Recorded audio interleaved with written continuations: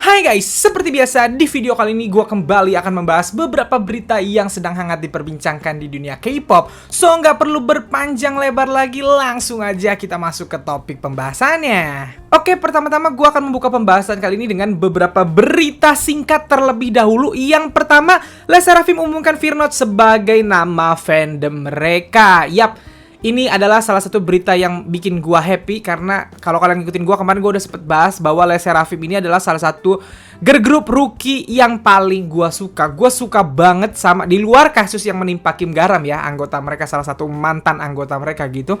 Lagunya mereka yang Fearless tuh gue suka banget gitu. Dan sejak nonton mereka di game Caterersnya Napidi, gue tambah suka. Dan gue bahkan nontonin Day Off atau vlognya mereka di channel mereka gitu. Dan lucu gitu. Bias gue sekarang Hyunjin, gue udah punya bias gitu. Karena Hyunjin orangnya sangat aktif dan tidak mau kalah gitu. Dan karena mereka sudah punya nama fandom Virnot, oh saya Virnot, berarti saya bergabung sama Virnot. LE SSERAFIM mantap jiwa. Selanjutnya masih berita bagus dari girl group Gen 4, yaitu layaknya konsep grup senior showcase Jepang pertama aespa sukses raup 40.000 penonton. Yap, aespa kembali menunjukkan kapasitas mereka sebagai salah satu pemimpin atau yang terbesar di Gen 4 dengan berhasil meraup 40.000 penonton untuk showcase pertama mereka loh di Jepang gitu. Selamat untuk aespa, emang gue suka aespa sebagai girl group Gen 4. Jadi ya gue dukung, mantap jiwa aespa. Lanjutkan perjuangan kalian. Dan berita pendek terakhir yang ingin gue bahas adalah hujan deras mengguyur Seoul dan sekitarnya menyebabkan banjir. Yap, gue agak kaget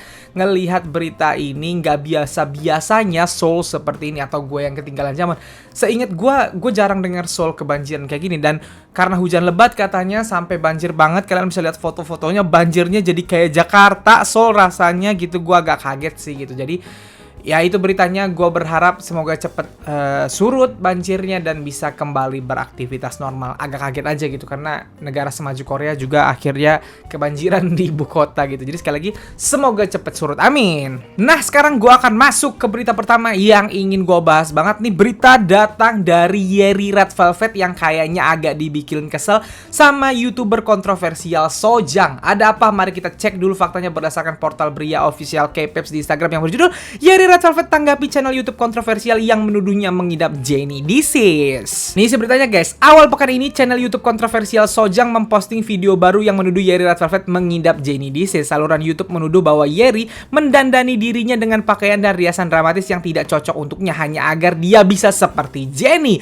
Beberapa waktu kemudian Yeri tampak menanggapi tuduhan tersebut dengan menggunakan bubble. Dia berkata, "Saya akan hidup seperti yang saya inginkan. Sejujurnya, saya merasa kasihan pada orang-orang seperti mereka. Mereka hanya dapat menghasilkan uang dengan merendahkan orang lain. Hahaha, bagi kita, mari kita fokus pada hidup kita sendiri dan menghabiskan setiap hari dengan cinta dan kebahagiaan." Netizen menanggapi dengan mengatakan, "Bisakah seseorang menutup saluran YouTube itu? SM, tuntut saluran itu. Beberapa banyak perusahaan yang perlu menuntut saluran ini sebelum menghilang dan YouTube sampah. Mereka mengizinkan siapa saja untuk memposting apapun hanya karena ada view." Nah, jadi itulah isi beritanya guys. Yap, Yeri mendapatkan banyak pembelaan akhirnya dari fans dan juga Kanets. Dan Kanets banyak yang minta YouTube Sojang itu ditutup. Buat yang nggak tahu ya, YouTube Sojang ini adalah akun YouTube yang sering banget menimbulkan kontroversi karena dia mengeluarkan video bukan berdasarkan fakta atau berita atau gosip yang datang karena sesuatu yang terlihat janggal di media gitu, tapi berdasarkan asumsi mereka sendiri. Salah satunya adalah ini, Yeri dituduh dia bikin konten Yeri suka ngikutin Jennie gitu dengan ngedandanin dirinya over dramatik supaya kelihatan seperti Jennie gitu. Ini adalah sesuatu yang menurut gue agak lucu karena gue pribadi akhirnya sampai lihat IG-nya Jennie, gue ngeliat IG-nya Yeri, beda anjir, kagak sama gitu. Cuman persamaannya, kalau dicari persamaannya Jennie dan Yeri, persamaannya adalah mereka memang sepertinya agak Western minded pemikiran ya, Western style. Nah itulah lebih gampang. Sebenarnya minded juga bisa masuk sih gini. Kita semua tahu Jennie adalah orang asli Korea, tapi Jennie pernah besar di negara yang kulturnya kultur barat kan, di New Zealand kalau gua nggak salah gitu. Dan karena itu juga Jennie sangat fasih berbahasa Inggris. Kita bisa lihat Jennie selama ini menunjukkan kalau dia walaupun orang Korea memang pemikirannya agak barat dan stylenya agak barat gitu. Dan kalau dia main ke Amerika, Bling udah pada paham lah kayak gimana Jennie kalau ke Amerika gitu. Dia dia ke klub, main sama artis-artis gitu. Dia tau lah gimana cara berpakaian Jennie, gimana cara bergaulnya Jennie gitu. Nah, Yeri di Red Velvet, Yeri ini terkenal kok. Kalau kalian fans Red Velvet pasti tahu, Yeri ini emang pemikirannya lebih bebas bahkan daripada kakak-kakaknya gitu. Bahkan daripada Wendy yang pernah tinggal di negara barat juga gitu. Yeri itu orangnya free will gitu. Lebih apa ya? Lebih menjalani hidup dengan gimana enaknya dia gitu. Yeri bahkan kayaknya, koreksi kalau gue salah, Yeri bahkan member Red Velvet pertama kayaknya yang berani mengunggah foto dia berbikini saat berenang gitu. Kayaknya member Red Velvet yang lain, gue follow semua member Red Velvet soalnya, nggak ada yang berani seperti itu nunjukin di Instagram, sedangkan Yeri berani gitu. Dan itu nggak masalah. Itu kan di negara mereka kan normanya nggak kayak kita mungkin karena banyak muslim yang kayak gitu akan jadi kontroversi. Mereka datang dari negara Korea Selatan yang memang normanya tidak sama-sama seperti kita gitu. Dan Yeri melakukan hal itu ya biasa aja di situ gitu. Nah, kalaupun dicari kesamaannya, Yeri dan Jennie sama-sama bahasanya tuh lebih punya pemikiran yang bebas lah gitu. Pemikirannya lebih agak-agak barat ketimbang Korea banget gitu. Nah, itu yang bikin kalau nyari persamaannya, kalau stylenya sama, ya beda. Silahkan cek sendiri, kalian pasti ngerti gitu. Nah, yang lebih parah lagi, kita semua tahu Black Velvet itu temenan banget. Member Blackpink dan Red Velvet itu temenan, bestian gitu. Jennie itu paling deket sama Irene dan juga Yeri. Kalian bisa cari sendiri, itu udah sering dari dulu diomongin, udah sering banget di-spill sama mereka gitu. Jadi agak aneh, mungkin ketika YouTube Soljang ngeluarin ini dan ngeluarin beritanya, Yeri sebel tapi sambil ngikik-ngikik ngakak-ngakak sama Jennie gitu, kayak apaan sih ini orang sotoy anjir gitu. Mungkin dia berdua gibahin versi via telepon gitu, karena saking nih YouTube, gue nggak ngerti risetnya dari mana gitu. Dan dia bisa loh ngeluarin kayak gini. Ini bener-bener attack loh, nyerang loh. Ini bukan dia base ngambil dari media tertentu, media kampret yang bikin sesuatu yang aneh gitu. Ini bener-bener mereka yang mengeluarkan konten seperti itu berdasarkan cuman cocokologinya mereka aja gitu. Itu yang lucu sih menurut gue. Dan akhirnya banyak kanets yang berpikir untuk tutup aja nih saluran gitu. Gue nggak tahu gimana caranya bisa menutup apa enggak kalau di Korea gitu, tapi emang di YouTube meresahkan. Bukan cuma Yeri, dari kemarin ada banyak sekali idol yang udah kena serang sama YouTube Soljang ini. Nah, jadi gue mau nanya nih, buat kalian para fansnya Yeri, fansnya Red Velvet, atau bahkan Blink mungkin fansnya Jennie juga yang tahu kalau Blackpink dan Red Velvet ini bestie, gimana tanggapan kalian terhadap berita ini? Silahkan tuliskan di kolom komen, oke? Selanjutnya berita yang ingin gue bahas adalah berita lanjutan dari beberapa hari lalu tentang konser BTS yang katanya akan gratis. Ini ada lanjutannya ternyata guys, dan bikin gue jadi merenung lagi ngelihat berita ini. Gue ambil beritanya dari portal berita Pancave di Instagram yang berjudul Pemerintah Kota Busan ingin adakan konser BTS gratis 100.000 penonton. Ini justru tuai perdebatan panas. Kenapa? Nih isi beritanya guys, simbolisme menjadi tuan rumah Busan World Exposition, kursi konser gratis sedang ditinjau. Konser BTS World Expo Busan akan diadakan dengan kapasitas 100.000 orang, penonton terbesar yang pernah ada untuk Busan. BTS yang ditunjuk sebagai duta untuk Busan World Expo 2030 akan kembali sebagai grup penuh setelah lama absen dari acara besar ini untuk menginformasikan pada dunia tentang niat mereka menjadi tuan rumah Expo. Sudah 4 bulan sejak album Anthology Proof dirilis pada bulan Juni. Begini tanggapan netizen di situs Korea Teku. Yang pertama adalah gratis. Yang kedua, COVID, kecelakaan, kepalaku sudah sakit. Yang ketiga, mari kita lakukan ini dengan bersih dan dapatkan uang. Yang keempat, hype, kalian tahu apa yang terbaik untuk kalian, tolong umumkan bahwa kalian tidak akan melakukannya secara gratis dengan cepat. Yang kelima, tolong demi keselamatan mari dapatkan uang. Berhenti menempatkan BTS dalam situasi berbahaya karena ide gilamu. Yang keenam, aku bukan penggemar tapi mengapa mereka melakukannya secara gratis, aku tidak paham, dan lain-lain. Kalian bisa baca beritanya lagi di portal berita Pancave ya guys. Nah, jadi itulah isi beritanya guys. Beberapa hari lalu sempat gua bahas juga nih, katanya kan BTS ini sudah resmi jadi duta untuk Busan World Expo 2030. Jadi kota Busan ini menawarkan diri jadi tuan rumahnya World Expo 2030, dan dari sekarang mereka harus mengiklankan kalau kota mereka itu layak untuk jadi tuan rumah gitu. Nah, salah satunya adalah dengan menunjuk BTS sebagai duta mereka untuk mengiklankan kota mereka gitu. Nah, untuk melanggengkan acara ini, untuk supaya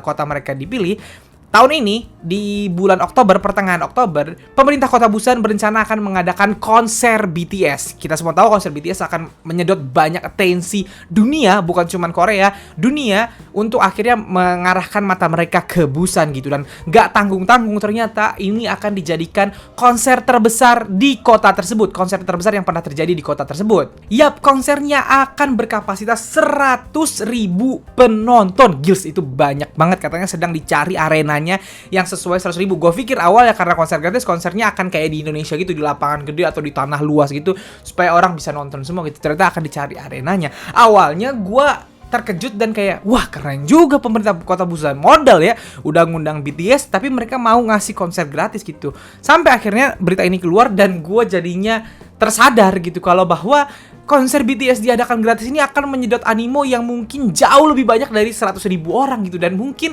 ya seperti yang dibilang sama Kanes tadi, Kanes justru sama, ini bukan cuma Kanes ya, ARMY juga nggak mendukung konser gratis ini ternyata, karena BTS dibikin berbayar aja, yang datang akan banyak banget gitu, yang beli akan banyak banget, bahkan banyak orang yang ketika berebut tiket konsernya BTS sampai nggak kebagian gitu. Jadi dibikin berbayar pun pasti akan rame gitu, apalagi ini dibikin gratis. Gak kebayang akan berapa banyak orang yang datang ke Busan, akan berapa banyak orang yang akan berusaha nonton di hari itu, dan dikhawatirkan akan ada hal-hal tidak diinginkan. Salah satunya kecelakaan. Of course, banyak banget yang datang, ntar malah jadi kecelakaan atau bikin kemacetan parah di kota tersebut. Dan yang paling parah, kita semua tahu COVID di Korea, COVID lagi naik lagi. Di negara kita alhamdulillah COVID lagi udah bisa bahasanya udah bisa diatasi lah gitu. Di Korea COVID lagi naik lagi. Dan kalau sampai ini terjadi dan malah COVID naik banget di Korea, wadaw juga kan gitu ya. Gue gak kepikiran ini kemarin gitu karena gue kena euforianya. Maksud gue adalah hebat pemerintah niat banget untuk jadi tuan rumah, menjadikan BTS atau memberikan BTS konser di situ tapi dengan gratisin penonton gitu. Tapi setelah dipikir-pikir lagi, iya, gue setuju juga sih kalau bahaya sih ya. Bener-bener bahaya ini. 100.000 orang, kalau yang datang ternyata 300.000 orang gimana gitu. Ya emang bisa kecelakaan, COVID dan lain-lain. Mungkin nanti di arenanya bisa desek-desekan karena konser gratisan kan gitu.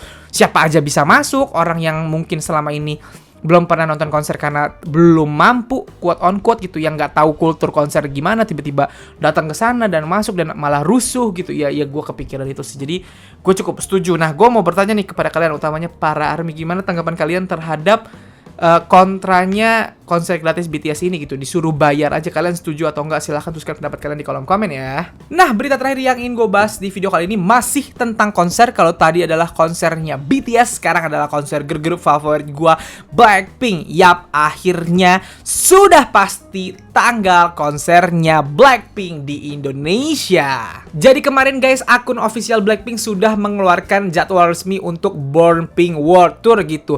Dimulai memang dari pertengahan Oktober ya guys. Dari tanggal 15-16 di Seoul, 25 di Dallas, 29 di Houston, November tanggal 2 di Atlanta, 6-7 Hamilton, 10-11 Chicago, 14-15 di Newark, 19 di Los Angeles, 30 di London. Jadi di November kayaknya dari akhir Oktober sampai November masih full Amerika, 30 baru ke Eropa, 30 November sama 1 itu di London, tanggal 5 di Barcelona, tanggal 8 di Cologne, tanggal 11-12 di Paris, 18 di Berlin, 12 Amsterdam. Jadi kalian bisa lihat November fokusnya di Amerika, Desember fokus ke Eropa gitu. Yang menarik, Januari langsung tanggal 7-8 2 hari di Bangkok, 13-14 di Hong Kong, tanggal 20 di Riyadh Arab, Abu Dhabi tanggal 28 di Uni Emirat Arab, berarti Kuala Lumpur tanggal 4 Maret.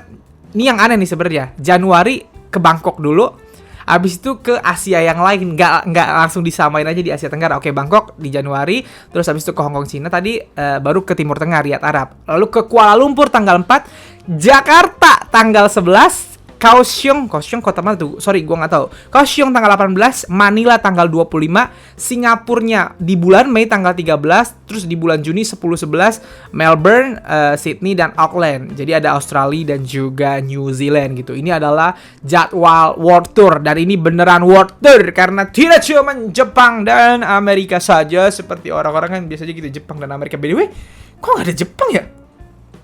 Jepang nanti kali dijadwalin spesial gitu. Yang menarik di sini adalah akhirnya nama Jakarta sudah dikonfirmasi tanggal 11 Maret. Kemarin gue udah sempat bahas, ada akun konser.id yang sempat spill bahwa merah jambu hitam atau hitam merah jambu di Maret gitu. Waktu itu memang belum ada kepastian seperti ini, hanya spillan, tapi gue believe karena konser ID biasanya bener gitu. Dan gue udah ngomong sama kalian dari beberapa minggu yang lalu, nabung karena udah dipastikan nih kayaknya Maret gitu. Dan ternyata bener bulan Maret tanggal 11. Yang agak gue kaget adalah Di Indonesia cuma sehari, mengingat di Bangkok 2 hari, di Hong Kong 2 hari.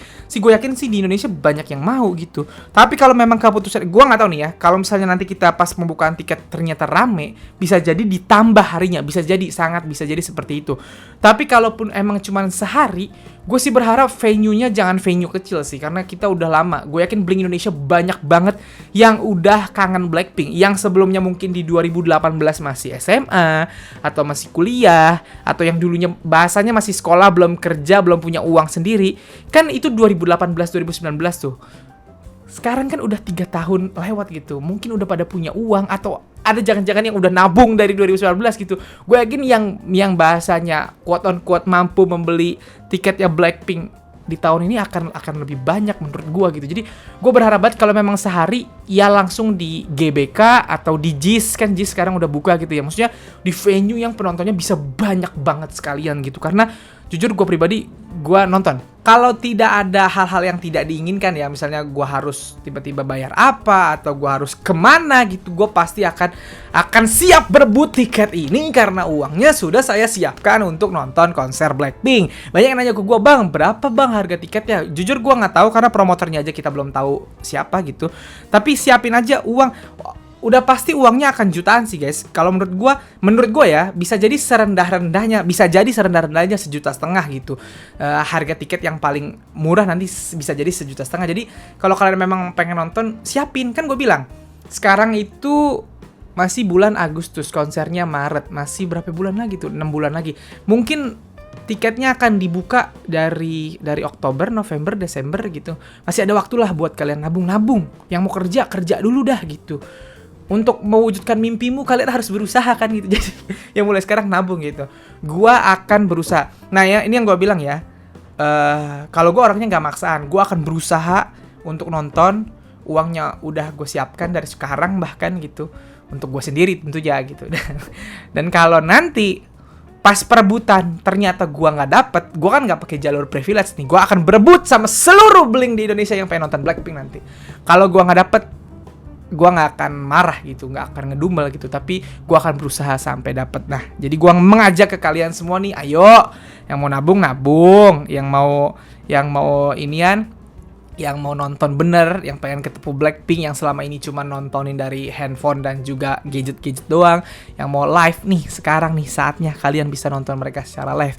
Yuk ditunggu. Gue selalu mengingatkan bahwa Blackpink itu tahun depan 2023 itu sebenarnya adalah kontrak mereka bersama YG Entertainment udah habis, dan kita nggak bisa baca masa depan. Kita nggak tahu mereka akan seperti apa setelah kontraknya habis. Apakah mereka akan perpanjang asal Blackpink atau ternyata mereka mau sendiri-sendiri dulu? Kita nggak ada yang tahu gitu kan.